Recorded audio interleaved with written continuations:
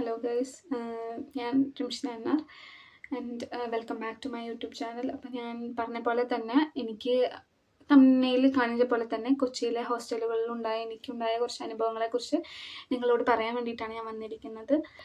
അപ്പോൾ ഞാനാണെന്നുണ്ടെങ്കിൽ കഴിഞ്ഞ കൊല്ലം ഓഗസ്റ്റിലാണ് കൊച്ചിയിലേക്കായിട്ട് പോകുന്നത്. അതൊരു കോഴ്സിന് വേണ്ടിയിട്ടാണ് ഞാൻ പോകുന്നത്. അത് ഏകദേശം ഒരു 1 ഇയർ കോഴ്സായിരുന്നു. അപ്പോൾ അതിന് മുന്നേ എനിക്ക് കൊച്ചിനെ കുറിച്ച് വലിയ ധാരണ ഒന്നുമില്ല. കാരണം എൻ്റെ വീട് തൃശ്ശൂരാണ്. എനിക്കൊരു ധാരണയില്ല കൊച്ചിയിൽ എവിടെ സ്റ്റേ ചെയ്യും, എന്ത് സ്റ്റേ ചെയ്യും, ഇങ്ങനെയാണ് ലൈഫ്, എനിക്കറിയില്ല ഒന്നും. അപ്പോൾ എനിക്ക് കുറച്ച് കൺസേൺ ഉണ്ടായിരുന്നു. ഞങ്ങൾ 3 ഫ്രണ്ട്സ് ആയിരുന്നു. അപ്പോൾ ഞങ്ങൾ 3 ഫ്രണ്ട്സിനും വേണ്ടിയിട്ട് ഒരു റൂം വേണം. അധികം വലിയ ഫീ ഒന്നും ഇല്ലാത്തൊരു ഹോസ്റ്റലായിരിക്കണം, നല്ല ഫുഡായിരിക്കണം, കുഴപ്പമില്ലാത്തൊരു എൻവയോൺമെൻ്റ് ആയിരിക്കണം. അതായിരുന്നു എൻ്റെ ഒരു ആഗ്രഹം. അപ്പം അതിന് വേണ്ടിയിട്ട് ഞാൻ സെർച്ച് ചെയ്യാൻ തുടങ്ങി. ഒരു 3 വീക്സ് മുന്നേ, കൊച്ചിയിലേക്ക് പോകുന്നതിനൊക്കെ 3 വീക്സ് മുന്നേ ഞാൻ കൊച്ചി ഹോസ്റ്റലിലെ ലിസ്റ്റ് ചെയ്തു, നമ്മുടെ കൺസേണൊക്കെ എഴുതി. അങ്ങനെ നമ്മൾ വിളിച്ചു ചോദിക്കാൻ തുടങ്ങി, ഇങ്ങനെ 3 പേർക്കായിട്ട് റൂമുണ്ടോ, അങ്ങനെ തന്നെ കുറേ അങ്ങനെ വിളിച്ചു ചോദിച്ചു. അപ്പോൾ നമ്മൾ കൺസേണൊക്കെ മീറ്റ് ചെയ്യുന്ന ഒരു ഹോസ്റ്റൽ കിട്ടി. അവിടെ ആണെങ്കിൽ നമ്മളെ ഇൻസ്റ്റിറ്റ്യൂട്ടിൽ നിന്നാണെങ്കിൽ കുറച്ച് ഒരു 100 മീറ്റർ നടന്നാൽ തന്നെ എത്തും. പിന്നെ 3 പേരുടെ റൂം നമുക്ക് കിട്ടി. പിന്നെ ലാസ്റ്റായിട്ട് വരുന്നത് നമുക്ക് ബെഡും എല്ലാ സൗകര്യത്തോടു കൂടി ഭയങ്കര നീറ്റായിട്ടുള്ള ഒരു നല്ലൊരു വാർഡനാന്നുള്ളൊരു അങ്ങനെ കാണിക്കുന്ന ഒരു വാർഡനായിരുന്നു അത്. അപ്പം നമുക്ക് എല്ലാം കൊണ്ടും ഓക്കെ. ഞാൻ എൻ്റെ പാരൻറ്റിനായിട്ട് പോയിട്ട് ആ ഹോസ്റ്റൽ കണ്ടു. അപ്പം എല്ലാം ഓക്കെ ആയിരുന്നു.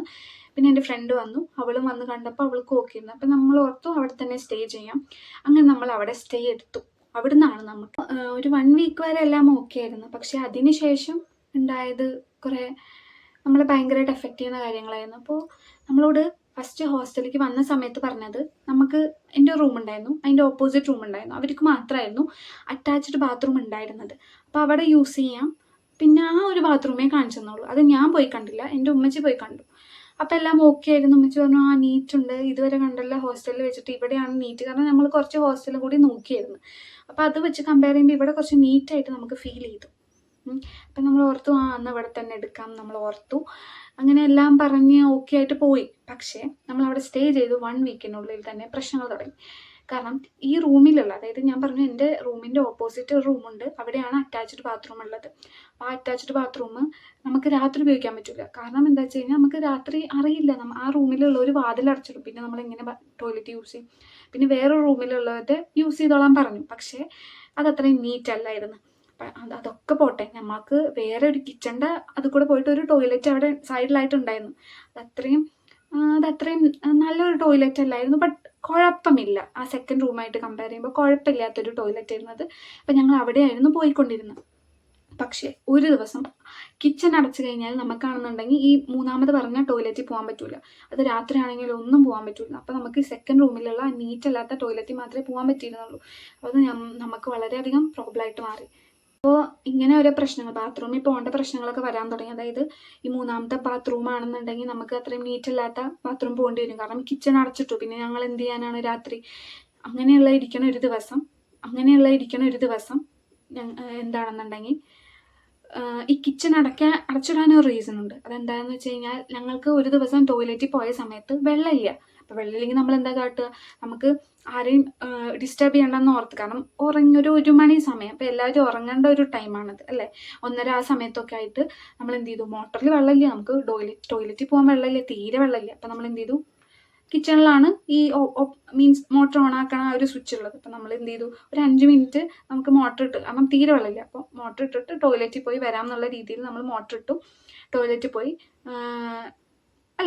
പോയില്ല, അതിന് മുന്നേ നമ്മൾ ജസ്റ്റ് ഓൺ ആക്കി ഒരു 5 മിനിറ്റ് മോട്ടർ ഇട്ടിട്ട് പിന്നെ വരാമെന്ന്. അപ്പം നമ്മൾ ആണെന്നുണ്ടെങ്കിൽ തിരിച്ചു പോയിട്ട് മോട്ടർ നോക്കിയപ്പോൾ മോട്ടർ ഓഫായിട്ട് കിടക്കുന്നു. അപ്പം നമുക്ക് മനസ്സിലായില്ല ഇതിപ്പോൾ ഇനി ആരാണിത് ഓഫായതെന്നൊന്നും അറിയില്ലായിരുന്നു. അപ്പം നമുക്ക് പക്ഷേ ടോയ്ലറ്റിൽ പോകാനുള്ള വെള്ളം ഉണ്ടായിരുന്നു. അപ്പം നമ്മൾ ഓക്കെ ആയിരുന്നു. പിന്നെ നമ്മൾ എന്ത് ചെയ്തു? ഒരു സമയത്ത് നമ്മളിങ്ങനെ ഇടയ്ക്ക് നമുക്ക് എന്താ പറയുക, നമ്മൾ പഠിക്കുന്ന ഇൻസ്റ്റിറ്റ്യൂട്ടിൽ നിന്ന് കുറച്ച് അസൈൻമെൻറ്റ്സ് ഒക്കെ തരും. അപ്പം നമ്മൾ വൈകിട്ടൊക്കെ ചിലപ്പോൾ ഒരു 1 മണി 2 മണി വരെയൊക്കെ നമ്മളതിരുന്ന് ചെയ്യും. കാരണം ചെയ്യേണ്ടി വരുമായിരുന്നു. സോ അപ്പം നമ്മൾ എന്ത് ചെയ്തു? അപ്പം ഇങ്ങനെ ചെയ്യുമായിരുന്നു ഞങ്ങൾ. ആ സമയത്ത് വന്നിട്ട് വാർഡൻ വന്ന് റൂമിൽ ഭയങ്കരമായിട്ട് കൊട്ടി, ഭയങ്കരമായിട്ട് ഷൗട്ട് ചെയ്തു, എന്താണ് നിങ്ങൾ ഈ ലൈറ്റൊക്കെ ഓണാക്കി ഇട്ടേക്കണ്? അങ്ങനെ ഇവിടെ 10 മണി അല്ലെങ്കിൽ 11 മണിക്ക് ശേഷം ലൈറ്റെല്ലാം ഓഫ് ചെയ്യണം. അങ്ങനെ ഭയങ്കര സ്ട്രിക്ട്ലി പറയാൻ തുടങ്ങി. കാരണം നമ്മൾ പഠിക്കാൻ വേണ്ടിയിട്ടാണ് വന്നിരിക്കുന്നത്, നമ്മൾ ജോലി ചെയ്യാനോ അങ്ങനെ ഒന്നുമല്ല വന്നിരിക്കുന്നത്, പഠിക്കാൻ വേണ്ടിയിട്ടാണ്. അപ്പോൾ ആ ഒരു സമയത്തൊക്കെ നമുക്ക് ചിലപ്പോൾ ചെയ്യേണ്ടതായിട്ട് വരും. പക്ഷേ അങ്ങനെയുള്ള കുറേ കാര്യങ്ങൾ റെസ്ട്രിക്ഷൻ വെക്കാൻ തുടങ്ങി. അങ്ങനെ കുറേ നമുക്ക് ഞങ്ങൾക്ക് ലാപ്പ് ഉപയോഗിച്ചിട്ടാണ് നമ്മൾ കോഡിംഗാണ് പഠിക്കുന്നത്. ലാപ്പ് ഉപയോഗിച്ച് മാത്രമേ അവിടെ ചെയ്യാൻ പറ്റുള്ളൂ. പക്ഷേ ലാപ്പ് കുത്തിയിടാൻ പാടില്ല, അങ്ങനെയുള്ള കുറേ. അയൺ ബോക്സ് ഓക്കെ, അത് ഏറെക്കുറെ എല്ലാ ഹോസ്റ്റലിലും അങ്ങനെ തന്നെയാണ്. പക്ഷെ ഞാൻ പറഞ്ഞു അതിന് എക്സ്ട്രാ ഞാൻ പേയ്മെൻറ്റ് ചെയ്യാം, അങ്ങനെ എല്ലാം പറഞ്ഞു. പക്ഷേ അവരതൊന്നും സമ്മതിച്ചില്ല. അങ്ങനെ കുറേ ബാഡ് എക്സ്പീരിയൻസ് ഉണ്ടായി. ഇപ്പോൾ നമ്മുടെ റൂമിൽ ഒരു ദിവസം വാർഡൻ കയറി വന്നു, എന്നിട്ട് പറഞ്ഞു എന്താ ഈ ജനല തുറന്നത്, അങ്ങനെ ഒരുമാതിരി നമ്മുടെ റൂം അവർ കൺട്രോൾ ചെയ്യണ പോലെ. അങ്ങനെ കുറേ അനുഭവങ്ങൾ. അതായത് നമ്മുടെ റൂം അവർ കൺട്രോൾ ചെയ്യുക, അതായത് നമ്മുടെ റൂമിലെ ജനല തുറന്നിടണോ വേണ്ടേന്ന് പോലും നമുക്ക് തീരുമാനിക്കാൻ പറ്റില്ല. അങ്ങനെ ഇരിക്കുമ്പോഴാണ് എനിക്കാണെന്നുണ്ടെങ്കിൽ ഹോസ്റ്റലിലെ ഫുഡ് എനിക്ക് തീരെ ഇഷ്ടമല്ല. കാരണം നമ്മൾ കാശ് കൊടുത്തിട്ടാണ് അവിടെ നിൽക്കുന്നത്. അവിടെ 5000 ഫീ, പക്ഷെ നമ്മുടെ ഫുഡൊക്കെ അവർ കൺട്രോൾ ചെയ്യും. അതായത് ഒരു 3 ഇഡ്ഡലിനൊക്കെ കൂടുതൽ തരുമൊന്നുമില്ല. നമ്മൾ അത്രയും ചോദിച്ചാൽ 4 ഇഡ്ഡലി തരും, അതിൽ കൂടുതൽ ഒന്നും അവർ തരില്ലായിരുന്നു. അങ്ങനെ കുറേ പ്രശ്നങ്ങൾ ആ ഹോസ്റ്റലിൽ എനിക്ക് ഫേസ് ചെയ്യേണ്ടി വന്നു. ഞാനാണെങ്കിൽ ഒന്ന് ഓർക്കണം, ഞാൻ ഇത്രയും ഹോസ്റ്റൽ നോക്കി എല്ലാത്തിൻ്റെയും റിവ്യൂ നോക്കി പോയതാണ് ഈ ഹോസ്റ്റലിലേക്ക്. പക്ഷെ ഞാനൊരു തെറ്റ് ചെയ്തു. ആ തെറ്റ് ഇനി കൊച്ചിയിൽ സ്റ്റേ ചെയ്യാൻ പോകുന്ന ആരും ചെയ്യാതിരിക്കാൻ വേണ്ടിയിട്ടാണ് ഞാൻ ഈ ഒരു വീഡിയോ എടുക്കുന്നത്. അപ്പോൾ ഈ തെറ്റ് ഹോസ്റ്റലിൽ ചൂസ് ചെയ്യണ ഒരാളും ചെയ്യരുത്. കാരണം എന്തായാലും ഗൂഗിൾ റിവ്യൂ നമ്മൾ നോക്കിയേ പറ്റൂ. കാരണം ഈ ഹോസ്റ്റലിനെ കുറിച്ച് ഒരുപാട് ബാഡ് കമൻറ്റ്സ് ഉണ്ടായിരുന്നു, അത്രയും ബാഡ് കമൻറ്റ്സ് ഉണ്ടായിരുന്നു. ബട്ട് ഞാനത് അറിയില്ല ഗൈസ്, ഞാൻ നേരിട്ട് പോയി കണ്ട ഹോസ്റ്റലായിരുന്നു അത്. ഞാനപ്പോൾ അത് മാത്രമേ കണ്ടുള്ളൂ. ഞാൻ ബാക്കി എല്ലാ ഹോസ്റ്റലിലും ഞാൻ ഗൂഗിൾ റിവ്യൂ ഒക്കെ നോക്കിയിട്ടാണ് പോയത്, പക്ഷേ ഇത് ഞാൻ ചെയ്തില്ല. അതെൻ്റെ ഭാഗത്തെ മിസ്റ്റേക്ക് ആയിപ്പോയി. ഇവിടുന്ന് എനിക്ക് ഭയങ്കര ട്രോമയായിട്ടാണ് ഇറങ്ങേണ്ടി വന്നത്. ഭയങ്കര ഒരു ഇഷ്യൂ ഉണ്ടായപ്പോൾ എല്ലാവരും മുന്നിലിട്ട് നാണം കെടുത്തുക, അങ്ങനെ ഷൗട്ട് ചെയ്യുക, അറിയില്ല ഗൈസ്, അതുപോലെ അനുഭവിക്കേണ്ടി വന്നിട്ടുണ്ട് കൊച്ചിയിൽ. അങ്ങനെ ഞാൻ ആ ഹോസ്റ്റലിൽ നിന്ന് ഇറങ്ങി. കാരണം വേറൊരു ഇഷ്യൂ കൂടി ഉണ്ടായി, അത് ഞാൻ അടുത്ത വീഡിയോയിൽ പറയാം. അപ്പോൾ ഇത്രയും ഒരു ബാഡ് ഇഷ്യൂ കാരണം നമ്മൾ ആ ഹോസ്റ്റലിൽ നിന്ന് ഇറങ്ങി വേറൊരു ഹോസ്റ്റലെടുത്തു. അത് വലിയ കുഴപ്പമില്ലാത്തൊരു ഹോസ്റ്റലായിരുന്നു. പക്ഷേ കുറച്ച് കഴിയുമ്പോൾ തന്നെ എന്ത് ചെയ്തു, ഞാൻ മുന്നേ നിന്നിരുന്നു ഫസ്റ്റ് ഞാൻ സ്റ്റേ ചെയ്തിരുന്ന ഹോസ്റ്റൽ അത് പെർമനൻ്റ്ലി ക്ലോസ്ഡായി. അപ്പോൾ നിങ്ങൾ ഓർത്ത് നോക്ക്, എന്താ പറയുക, ഇതായിരുന്നു എൻ്റെ കൊച്ചിയിലെ അനുഭവം. എൻ്റെ ഒരു വേഴ്സ്റ്റ് അനുഭവം നിങ്ങളായിട്ട് ഷെയർ ചെയ്യാം എന്നുള്ളത്. അപ്പോൾ ഞാൻ ഇത്രയേ പറയുന്നുള്ളൂ. നിങ്ങളിപ്പോൾ കൊച്ചിയിലെ ഹോസ്റ്റലിൽ തിരഞ്ഞെടുക്കുന്നവരാണെങ്കിൽ നിർബന്ധമായിട്ടും ഗൂഗിൾ റിവ്യൂസ് നോക്കിയേ തീരും. ജസ്റ്റിൻ ഡയലിലൊക്കെ കുറേ റിവ്യൂസ് ഉണ്ടായിരുന്നു. പക്ഷേ റിവ്യൂസ് കുറച്ച് കാണിക്കാൻ ഞാനിവിടെ അറിയില്ല. അങ്ങനെ കുറച്ച് ബാഡ് അനുഭവം ഉണ്ടായപ്പോൾ ഇനി കൊച്ചിയിലേക്ക് പോകുന്നവരോട് എനിക്ക് ഇത്രേ പറയാനുള്ളൂ. ദയവ് ചെയ്ത് ഗൂഗിൾ റിവ്യൂസ് നല്ല വായിച്ചു നോക്കി മനസ്സിലാക്കി അവിടെ സ്റ്റേ ചെയ്യുന്നവരോട് ചോദിച്ചിട്ട് മാത്രം പോവുക. ഓക്കെ, ഇത്രയേ ഉള്ളൂ. Bye guys.